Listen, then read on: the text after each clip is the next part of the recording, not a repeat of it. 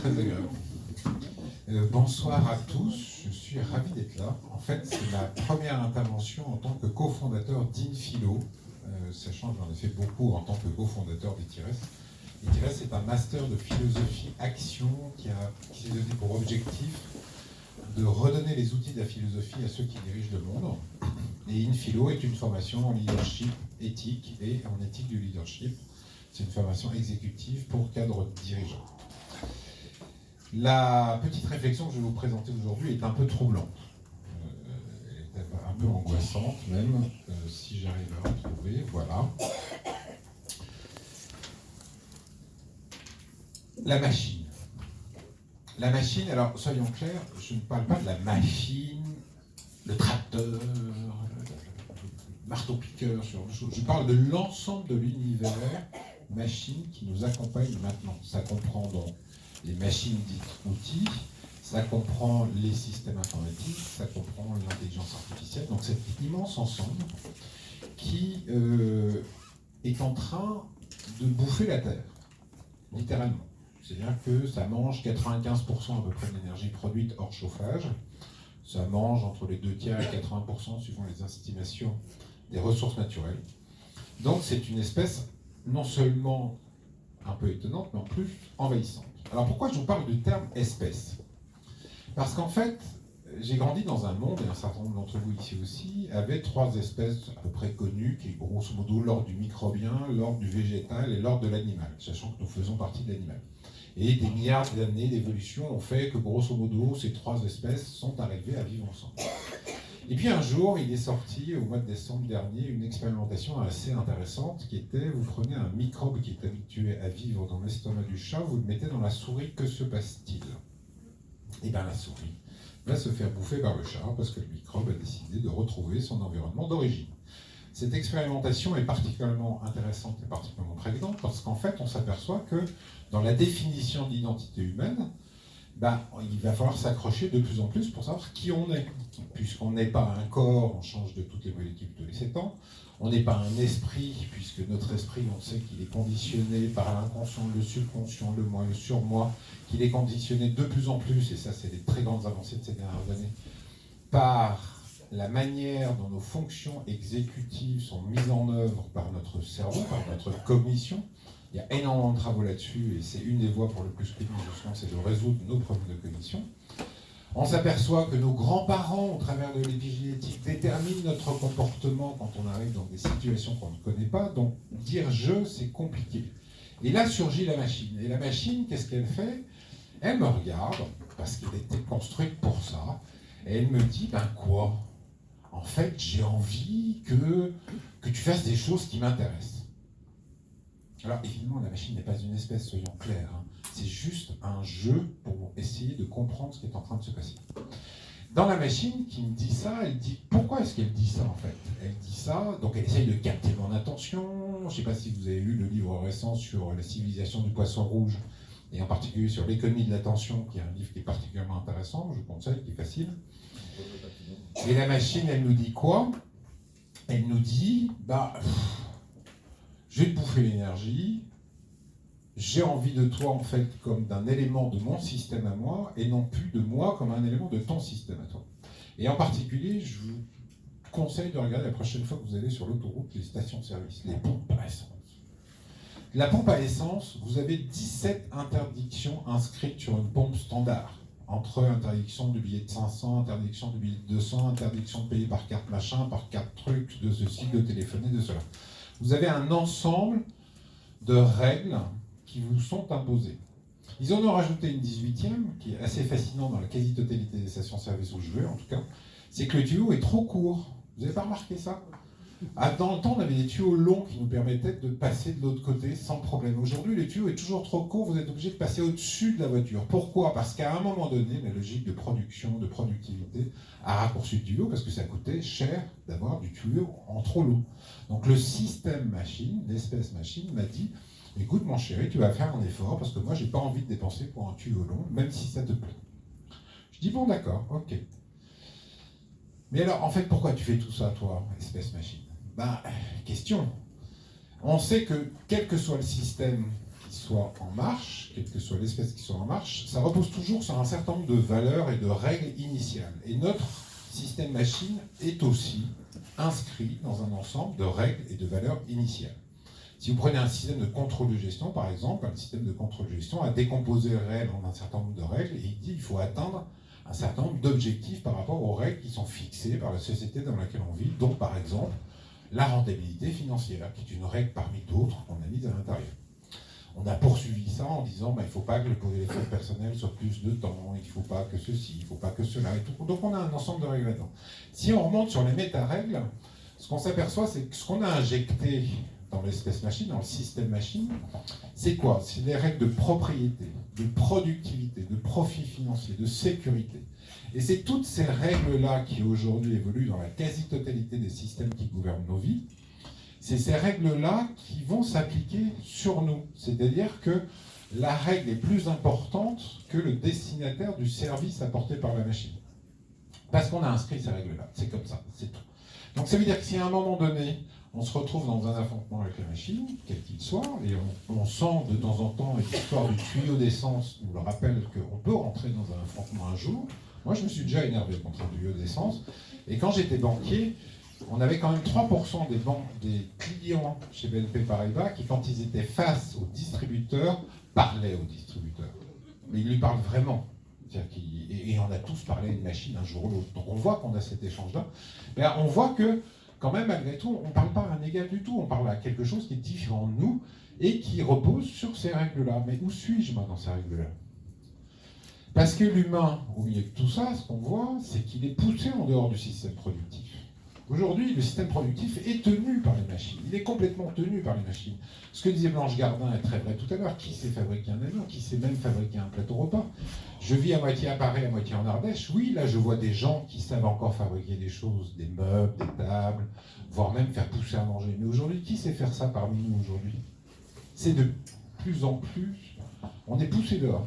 On est poussé dehors du système productif, mais on l'a voulu. C'est ça aussi qui est vraiment important. C'est qu'on a souhaité, depuis l'origine de l'homme, moins travailler pour plus penser. C'est ça qu'on a souhaité faire. C'est pour ça qu'on a inventé les machines et les outils, etc. Alors du coup, pour l'individu à titre perso et pro, qu'est-ce qui reste? Surtout. Vers quoi on a envie d'aller? Alors moi, ma conviction perso, tout ce que je vous dis, c'est du perso. Hein. C'est pas une réflexion posée, Sorbonne, machin, etc. C'est vraiment mon point personnel. On va être obligé de se concentrer sur la créativité et l'organisation. Il n'y aura plus que là qu'il y aura des salariés, d'ailleurs, dans l'organisation. Tous les autres pans d'activité économique vont voir disparaître le salariat. Je rappelle au passage que le salariat se définit par 4 critères. C'est une subordination hiérarchique rémunérée postée. Souvent, on se souvient très bien du rémunéré, beaucoup moins de la subordination, encore moins de la hiérarchie. Quand la notion de poste, aujourd'hui, dans les jobs qu'on a, c'est de plus en plus flou quand même. Voilà, donc la créativité organisation.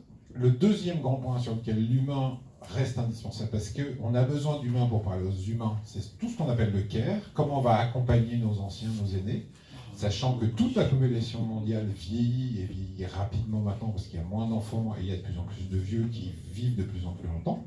Donc comment est-ce qu'on va faire avec ces gens-là? L'éducation, évidemment. Et puis le troisième point, qui est un truc assez étonnant, et qui revient, que moi je constate beaucoup sur mes étudiants d'HEC par exemple, c'est le travail de la main. C'est le fait de refaire quelque chose avec sa main. C'est-à-dire de véritablement créer quelque chose. Ça peut être de la cuisine, ça peut être du meuble, ça peut être des fleurs, ça peut être de la déco, ça peut être ce que vous voulez, mais de faire quelque chose qui physiquement va exister, qui ne va pas simplement être un concept. Alors le travail de la main, pourquoi aussi? C'est parce qu'en fait, on sort d'une mission là, sur toute la profession des antiquaires. En fait, ce qu'on s'aperçoit, c'est que la valeur créée, elle est soit productive et industrielle sur des objets qui sont toujours les mêmes, ça c'est l'univers machine, soit elle repose beaucoup sur la singularité, en particulier sur l'erreur. C'est-à-dire que l'humain, à ma connaissance, dans le monde du vivant, est un des seuls qui soit vraiment capable de commettre des erreurs, c'est-à-dire de générer du hasard et de générer en fait une singularité sur sa production, sur sa propre production personnelle. Voilà, et pour la société, on a un chantier un peu compliqué qui va être de reconstruire, parce que toute la société telle qu'on la connaît dans sa structure va disparaître. Si je vous prends un exemple tout simple, l'État, qui est quand même la structure véritablement central de notre pensée sur la manière d'organiser des sociétés, l'État n'a plus de raison d'être. L'État-nation n'a plus de raison d'être. On est coincé entre quelque chose qui repose du niveau régional, voire du niveau local, et quelque chose qui repose sur du continental. 85% des lois françaises sont des lois européennes maintenant. C'est l'adoption de lois européennes, c'est tout. Donc on voit bien que l'État français aujourd'hui sert de redistribution, l'État-nation il sert de redistribution, mais à part ça, on ne voit pas très bien quelle va être. On voit très bien son coût, il coûte extrêmement cher, on ne voit pas très bien encore quelle place il va pouvoir trouver dans un futur. Alors pour la machine, parce que c'est ça qui nous intéresse, comment est-ce qu'on va faire pour éviter que les machines nous prennent toute la place, nous prennent tout le monde, nous prennent toutes nos énergies et toutes nos ressources. En fait, au lieu de travailler sur les gens, il va falloir qu'on travaille sur les bécanes et les systèmes, et en particulier les systèmes informatiques, etc., pour faire des choses qui soient circulaires, économes, durables, protectrices du vivant. Ça, c'est les 4 points positifs. C'est grosso modo l'idée que, de toute manière, l'attrition des ressources fait qu'à un moment donné, on n'aura plus le choix. Comme on n'aura plus de ressources, on va bien être obligé de recycler. C'est aussi simple que ça. Et donc, ces lois-là doivent être inscrites et donc vont être à l'inverse radical des lois qui étaient inscrites, en particulier dans la production industrielle, qui était la loi de « je jette, je remplace ». Donc tout ce qu'on appelle l'obsolescence programmée. Tout ça, il va falloir que ça s'ouvre. Et puis la 5e règle, c'est qu'il va falloir qu'elle soit obéissante. Cette machine aujourd'hui, mondialement, dans les systèmes experts, n'inclut toujours pas les règles d'Asimov. Les règles d'Asimov étant sur les règles de ses livres sur les robots, dont la première est de protéger l'humain, de ne jamais tuer un humain. Il s'est développé par exemple des armes qui sont totalement automatiques et autonomes. Les Norvégiens ont été les premiers à faire ça, les Américains ont ça aussi. C'est que vous lâchez des armes dans la nature, des robots, des drones, etc., qui déterminent eux-mêmes leur cible et qui déterminent eux-mêmes le caractère létal ou pas de leur intervention.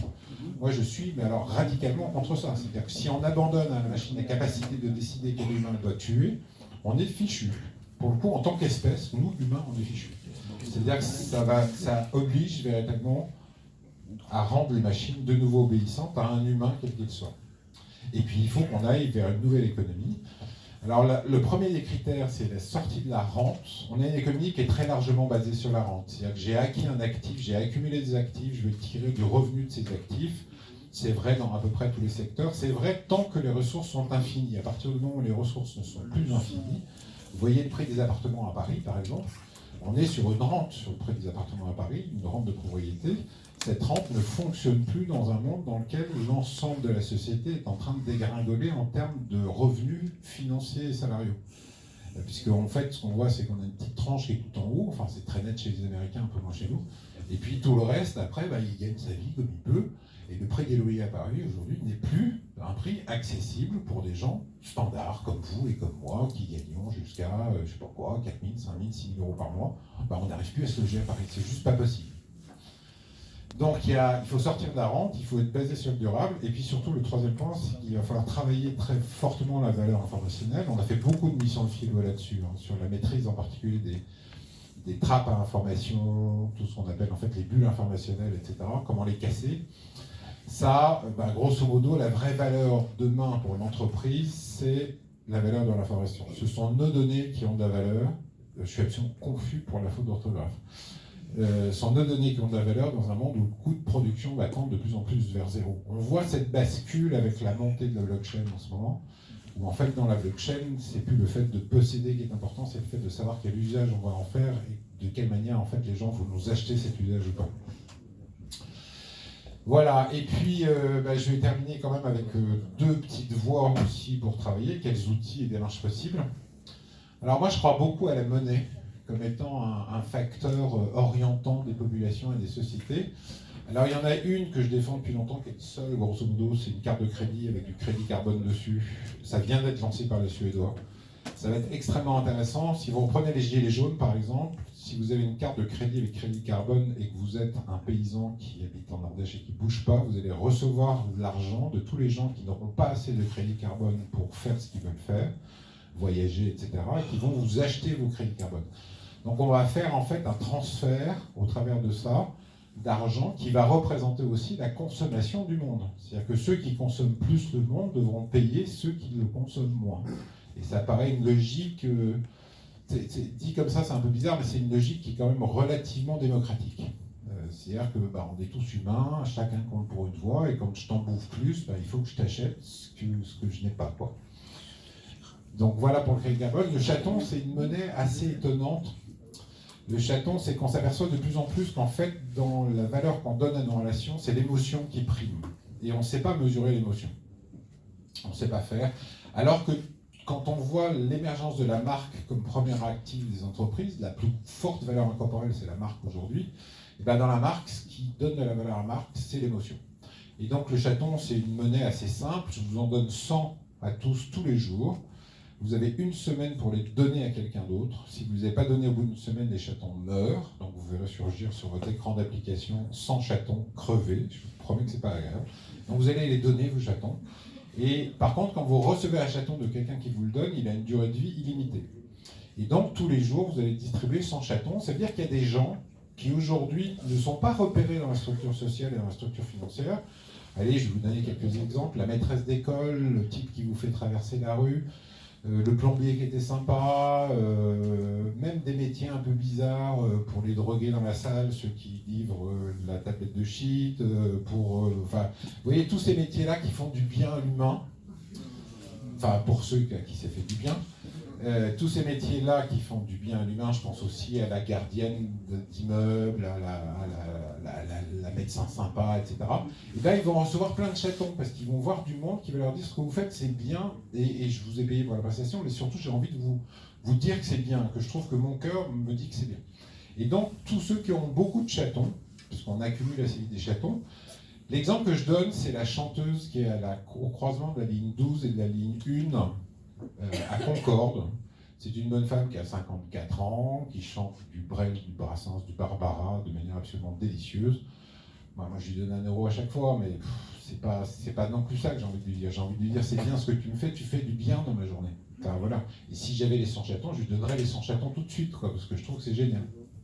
Et bien, cette femme qui n'a pas réussi sa vie, elle chante dans le métro à 54 ans pour gagner quelques euros, subitement elle se retrouve avec plein de chatons. Et ces chatons-là, qu'est-ce qu'elle peut en faire ? À ce moment-là, elle peut s'adresser aux marques en disant « Monsieur et Madame la marque, Monsieur et Madame l'entreprise de 2019 qui repose sur la marque, moi je suis une grosse émettrice d'émotions. Et en tant que grosse émettrice d'émotions, du coup je suis quelqu'un d'intéressant pour vous, donc mes chatons vous intéressent. » Et là, subitement, on remet en valeur des gens qui font des choses qui n'apparaissent pas dans nos systèmes de suivi, de contrôle et d'analyse de la création et de la production. Voilà, donc le chaton, ça serait pas mal parce que ça permettrait de remettre en évidence. Et puis le deuxième grand truc, donc ça c'est l'IFILO, c'est former les dirigeants à une éthique qui soit un petit peu différente, donc en particulier sur ce que j'appelle le multi-échelle. Tous dans nos jobs, on est pilotés par des tableaux de bord qui ne décrivent qu'une petite partie du réel.